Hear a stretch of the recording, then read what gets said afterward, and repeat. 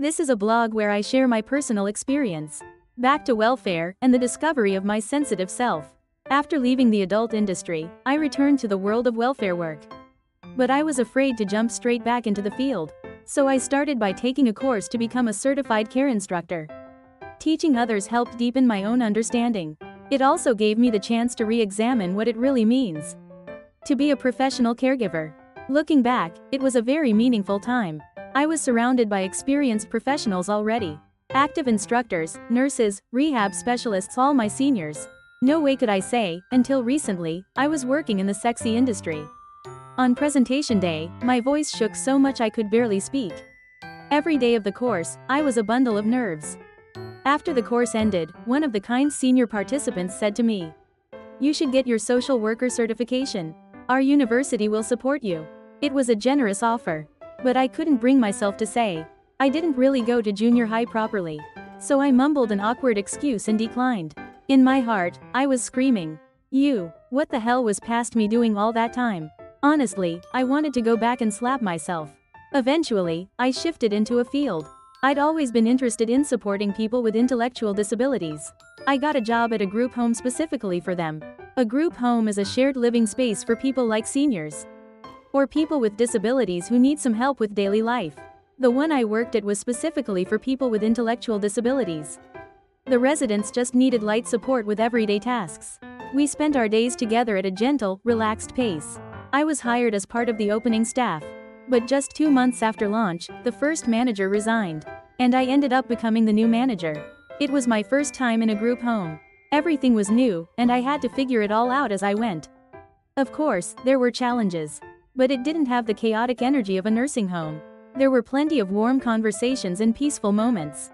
It was a comforting workplace. That said, night shifts wore down. My health and staff relationships could be exhausting. And the manager's phone rang constantly, like it never stopped.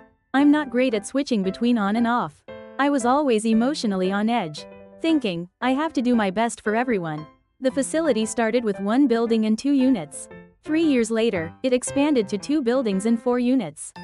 And then the ultimate NIGHTMARECOVID-19 joined the party. At my mental breaking point, I honestly felt like I was going to lose my mind.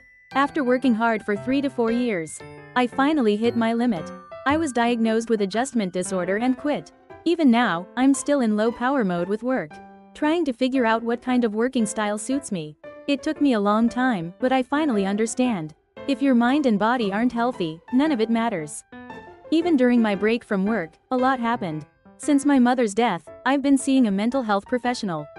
For a long time, I suspected I had bipolar disorder. But recently, I learned the truth. I'm an HSS type HSP. That's what people now call a super sensitive person. Since I first started in welfare, I've always had a knack for understanding what non-verbal clients were trying to say. I thought, doesn't everyone have this ability? Turns out I'm the type who absorbs emotions. It's not the words I pick up on, it's the air in the room itself. If someone on TV cries, I cry too. I resonate with other people's emotions without meaning to, and it exhausts me. Sometimes that trait helps, but when it doesn't, I end up in a state where I can only relax when I'm completely alone. I struggle in crowded places. Even being with one person drains me. Start reading their emotions automatically, even when they haven't asked me to. As a group home manager, I had to juggle the voices of the residents, the staff, and the company, and make balanced decisions. But I always lean toward the residents' perspective. Naturally, that brought criticism from the company. And I came to realize I'm just not cut out for business. People told me, kindness alone doesn't keep a company running. And they were right. It's not volunteer work, it's a business. But every time I heard that, I felt this wrongness. Like, that's not me. Can I really keep working in this space? Probably not. I think deep down, I knew that. And in the end, I broke. From now on, I want to take things slowly and find a way of working that truly fits me. If you've had a similar experience, please share in the comments. And don't forget to like and subscribe. See you in the next video.